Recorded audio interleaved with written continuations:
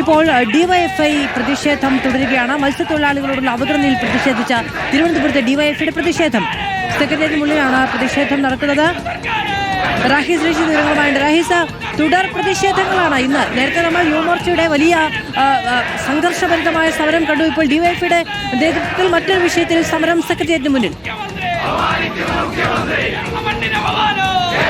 മധു, സംസ്ഥാനത്തെ രണ്ട് പ്രധാനപ്പെട്ട യുവജന സംഘടനകൾ സംസ്ഥാന സർക്കാരിനെതിരെ ഒരേ സമയം സെക്രട്ടേറിയറ്റിന് മുന്നിൽ സമരം ചെയ്യുകയാണ്. സമര ഗേറ്റിന് മുന്നിൽ യുവമോർച്ച പ്രവർത്തകർ PSC വിഷയവും LPST റാങ്ക് ഹോൾഡേഴ്സിന്റെ വിഷയവും ഉന്നയിച്ച് സമരം നടത്തിക്കൊണ്ടിരിക്കുന്നു.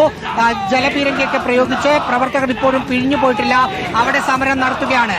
ആ സമര ഗേറ്റിൽ നിന്ന് ക്യാമറ തൊട്ട് മുന്നിലേക്ക് വരുമ്പോൾ ഡിവൈഎഫ്ഐ സംസ്ഥാന കമ്മിറ്റിയുടെ നേതൃത്വത്തിൽ കടലിൽ പോയ ആളുകളെ തിരയുന്ന കാര്യത്തിലൊക്കെ സംസ്ഥാന സർക്കാർ അലംഭാവം കാണിക്കുന്നു എന്നാരോപിച്ച് റോഡിന് മുന്നിൽ, സമര ഗേറ്റിന് മുന്നിൽ യുവമോർച്ചയുടെ സമര ഗേറ്റിന് മുന്നിലെ MG റോഡിൽ ഡിവൈഎഫ്ഐയുടെ സമരം നടക്കുന്നു. ഡിവൈഎഫ്ഐയുടെ സംസ്ഥാന പ്രസിഡന്റ് V വസീഫ് അടക്കമുള്ള ആളുകളാണ് സമരം നടത്തുന്നത്. ഇതിൽ വലിയ പ്രതിഷേധം ഇനി ഡിവൈഎഫ്ഐയുടെ ഭാഗത്തുനിന്നുണ്ടാവും.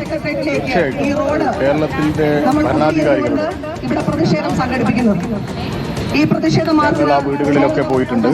നിങ്ങളും പലതവണ പോയവരാണ്. അതിൽ നിന്ന് മനസ്സിലാകുന്നത് മത്സ്യത്തൊഴിലാളികളെ കണ്ടെത്തുന്നതിലെ അനാസ്ഥ ചൂണ്ടിക്കാണിച്ചുകൊണ്ടാണ് ഡിവൈഎഫ്ഐയുടെ പ്രതിഷേധം.